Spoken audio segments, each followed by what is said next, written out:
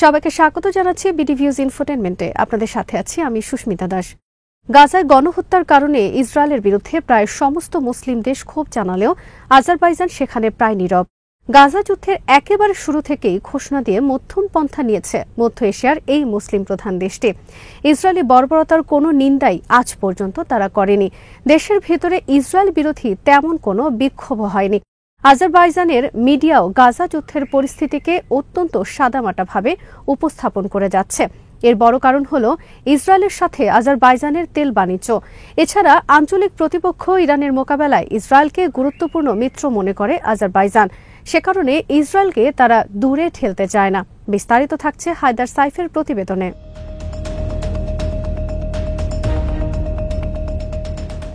গত 16 ফেব্রুয়ারি Munich security কনফারেন্সের সময় ইসরায়েলের প্রেসিডেন্ট আইজাক হারজগের সাথে বৈঠক করেন আজারবাইজানের প্রেসিডেন্ট ইলহাম আলিয়েভ। গাজায় ইসরায়েলের চলমান গণহত্যা নিয়ে কোনো চ্যালেঞ্জ তো করেননি আলিয়েভ, বরং এই ব্যাপারে পুরোই নীরব ছিলেন তিনি। এই বৈঠকের পর ইসরায়েল বিশ্বকে দেখাতে পারে পুরো মুসলিম বিশ্বে বিচ্ছিন্ন হয়ে পড়েনি তারা।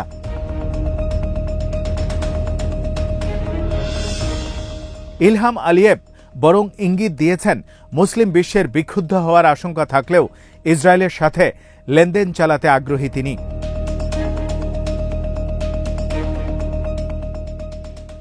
আজারবাইজান দক্ষিণ ককেশাস অঞ্চলে সাবেক সোভিয়েত ইউনিয়নভুক্ত তুলনামূলক ছোট তেল সমৃদ্ধ একটি দেশ। মধ্যপ্রাচ্য থেকে দূরবর্তী হলেও এটা ভাবার কোনো কারণ নেই যে ফিলিস্তিনের পরিস্থিতি সম্পর্কে তারা অবগত নয়। তাদের 3 গুরুত্বপূর্ণ প্রতিবেশী রাশিয়া, ইরান, প্রধান মিত্র তুরস্ক সবাই ফিলিস্তিনের জোরালো সমর্থক।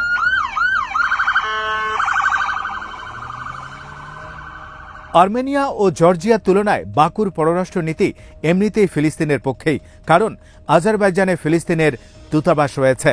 রামাল্লায় আজারবাইজানের প্রতিনিধি অফিসে রয়েছে। জাতিসংঘে ফিলিস্তিনিদের পক্ষে ধারাবাহিকভাবে ভূমিকাও রেখেছে বাকু। কিন্তু একই সাথে তারা তেল আবিবের সাথে একটা সূক্ষ্ম অংশীদারিত্বের সম্পর্ক গড়ে তুলেছে।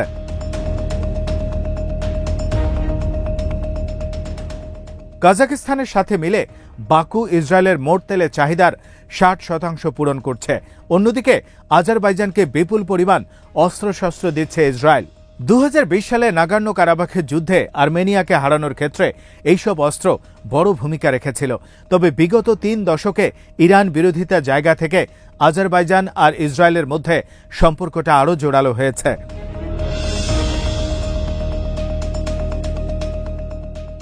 আজারবাইজানের 90% মানুষ মুসলিম হওয়ার পরও ফিলিস্তিন ইস্যুতে তারা যে সংহতি জানিয়েছে তা খুবই সীমিত। অন্যান্য মুসলিম দেশের মতো আজারবাইজানে বড় কোনো বিক্ষোভ হয়নি। ইসরায়েলের বিরুদ্ধে বয়কটের প্রচারণা হয়নি। জনমতের বিষয়টি সেভাবে চিহ্নিত করা সহজ নয়। তবে অনলাইন জরিপ থেকে দেখা গেছে 7 অক্টোবরের হামাসের অভিযানের সময় প্রায় 2/3 আজারবাইজানি ইসরায়েলকে সমর্থন করেছে।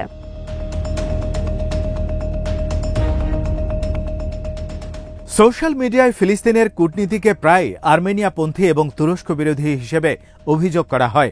যদিও তথ্য যাচাইয়ের পর এই দাবির অসারতা বেরিয়ে এসেছে, তবে বহু আজারবাইজানি আর্মেনিয়া ও ইরানের মোকাবেলায় ইসরায়েলকে গুরুত্বপূর্ণ মিত্র মনে করে। 2020 সালে আর্মেনিয়ার বিরুদ্ধে আজারবাইজান যখন বিজয় উদযাপন করছিল, তখন সেখানে বহু ইসরায়েলি পতাকা উঠতে দেখা গেছে।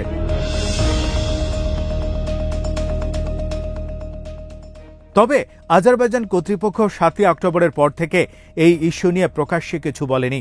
অভ্যন্তরীণ নীতিতে ফিলিস্তিন যে বড় ইস্যু নয়, সেটাই তাদের নীরবতার মধ্যে প্রকাশ পায়। আজারবাইজানের মূলধারার মিডিয়া যদিও ইসরায়েলের পক্ষে প্রকাশ্যে অবস্থান নেয়নি, কিন্তু গাজার পরিস্থিতি সেখানে সাদামাটাভাবে প্রকাশিত হচ্ছে। তাতে বোঝা যায় গাজা কেন্দ্রিক ঘটনাবলীকে তারা গুরুত্ব দিচ্ছে কম। আবার এমন খবরও জানা গেছে ইতিবাচক প্রচারণার জন্য ইসরায়েল আজারবাইজানের মিডিয়ার পেছনে মোটা অঙ্কের অর্থ ঢেলেছে।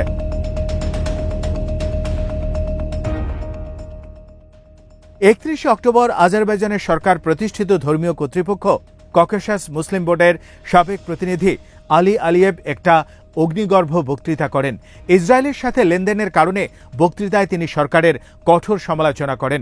জর্জিয়ায় ফিলিস্তিন ইস্যুতে আয়োজিত এক বিক্ষোভ থেকে তিনি ইসরায়েলকে সন্ত্রাসী রাষ্ট্র ঘোষণা দেন এবং ইসরায়েলি বর্বরতার ব্যাপারে নীরবতার কঠোর নিন্দা করেন। তার বক্তব্য আলোচিত হওয়ার একটা কারণ হলো আজারবাইজানে ইসরায়েল বিরোধী বিক্ষোভের উপর এক ধরনের আনুষ্ঠানিক নিষেধাজ্ঞা রয়েছে। এই নিষেধাজ্ঞার মাত্রা সময়ের সাথে সাথে আরও বেড়েছে।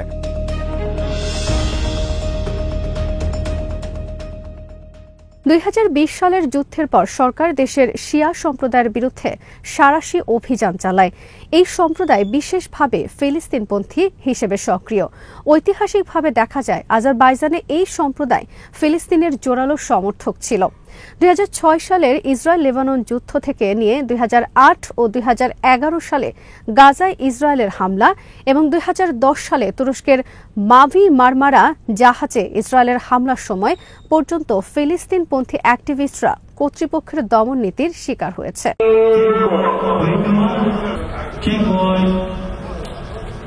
রমজান মাসের শেষ শুক্রবার বিশ্বজুড়ে কুদস দিবস পালন করা হয়। আজারবাইজানের জনগণের মধ্যে ফিলিস্তিনের পক্ষে সংহতি জানানোর জন্য এই দিবসটি গুরুত্বপূর্ণ। দেখা যায় এই দিবসের মিছিল অনেক সময় ইসরায়েল বিরোধী বিক্ষোভে রূপ নেয়।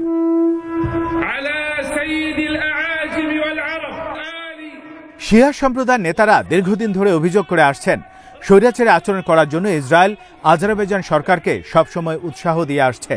ধর্মীয় স্বাধীনতা দমন করাকেও তারা এর অংশ মনে করে। তবে এই মনোভাব শুধু ইসলামিক বলয়ে সীমাবদ্ধ নয়, বরং মানবাধিকার কর্মীরাও ইসরায়েলের সাইবার তৎপরতা নিয়ে উদ্বেগ জানিয়েছে। ইসরায়েলের দেয়া পেগাসাস স্পাইওয়্যার ব্যবহার করে স্থানীয় অ্যাক্টিভিস্ট ও সাংবাদিকদের বিরুদ্ধে নজরদারি করছে সরকার। গণতান্ত্রিক রীতিনীতি ও মানবাধিকারকে তারা সেখানে গ্রাহ্য করছে না।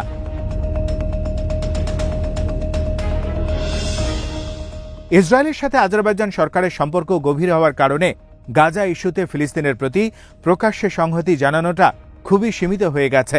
নির্বাসিত কিছু গোষ্ঠী দেশে দেয়ালে দেয়ালে ইসরায়েল বিরোধী স্লোগানে লেখা এবং ফিলিস্তিনের পতাকা সম্বলিত ওয়ালা ওড়ানোর আহ্বান জানিয়েছে, যাতে আজারবাইজানিদের মধ্যে সচেতনতা গড়ে তোলা যায়।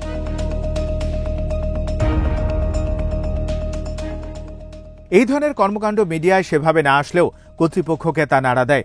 ফলে তাদের বিরুদ্ধে পুলিশের চাপ থেকে শুরু করে অ্যাক্টিভিস্টদেরকে অনেক সময় আটকও করা হয়েছে। 7 অক্টোবরের পর আজারবাইজান আনুষ্ঠানিকভাবে মধ্যম নীতি গ্রহণ করে। দুই পক্ষেরই সহিংসতার নিন্দা জানিয়ে ইসরায়েল ও ফিলিস্তিন উভয় পক্ষের বেসামরিক ক্ষয়ক্ষতির জন্য সমবেদনা জানায়। জাতিসংঘ সাধারণ পরিষদের বৈঠকেও তাদের এই নীতি বহাল ছিল। গাজায় অবিলম্বে যুদ্ধবিরতির প্রস্তাবকেও সমর্থন করেছিল বাকু। কিন্তু পরের মাসগুলোতে ইসরায়েলের কর্মকাণ্ড যখন গণহত্যায় রূপ নেয়, তখনও আগের মতোই নীরব থাকে আজারবাইজান।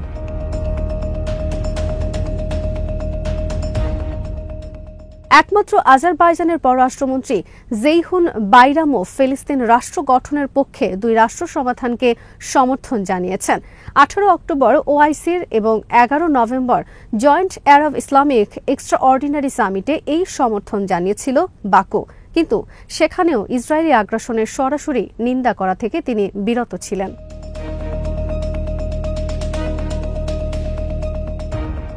বাকু খানিকটা নীরবেই ইসরায়েলের সাথে সম্পর্ক আরও জোরদার করে যাচ্ছে। নভেম্বরে আজারবাইজানের রাষ্ট্রীয় তেল কোম্পানি সোকার পূর্ব ভূমধ্য সাগরে গ্যাস অনুসন্ধানের কাজ পায়। এছাড়া ইসরায়েলের জ্বালানি চাহিদা মেটাতে জানুয়ারিতে তেলের উৎপাদনও বাড়িয়েছে বাকু।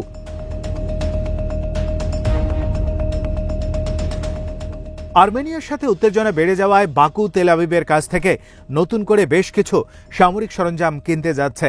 এর মধ্যে গোয়েন্দা স্যাটেলাইট থেকে নিয়ে নজরদারি অস্ত্র সিস্টেম রয়েছে। ইসরায়েলের দুই প্রতিরক্ষা ফার্ম মেটিওর অ্যারোস্পেস এবং সুপার ইএভি শীঘ্রই আজারবাইজানের সাথে ড্রোন উন্নয়নের চুক্তি করবে বলে জানা গেছে। ইসরায়েলের সাথে সম্পর্ক আজারবাইজানের জনগণকে বোবা বানিয়ে রেখেছে। বিষয়টি তুরস্কেরও নজরে পড়েছে। তুরস্কের অ্যাক্টিভিস্টরা সোকারের সামনে বিক্ষোভ করে দাবি জানিয়েছে যাতে আজারবাইজান ইসরায়েলকে তেল দেয়া বন্ধ করে দেয়।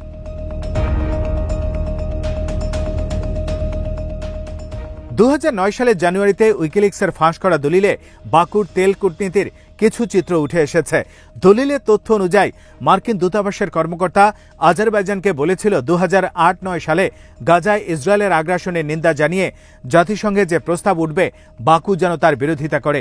জবাবে আজারবাইজানের পররাষ্ট্র দপ্তর থেকে জানানো হয়েছে আজারবাইজান ওআইসির নীতি অনুসরণ করবে এবং এই ব্যাপারে ইসরায়েলের সাথে তাদের বোঝাপড়া হয়েছে।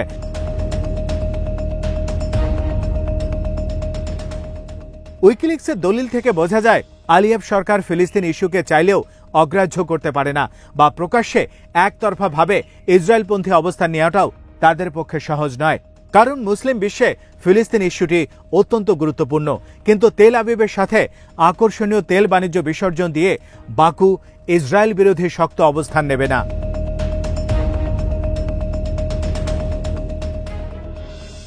আজ এখানেই শেষ করছি। সমরাস্ত্র, প্রতিরক্ষা ও কূটনীতির নানা তথ্য জানতে চোখ রাখুন বিডিভিউজ ইনফোটেনমেন্টে। চ্যানেলটি ভালো লাগলে সাবস্ক্রাইব করুন, সংযুক্ত থাকুন আমাদের ফেসবুক পেজে।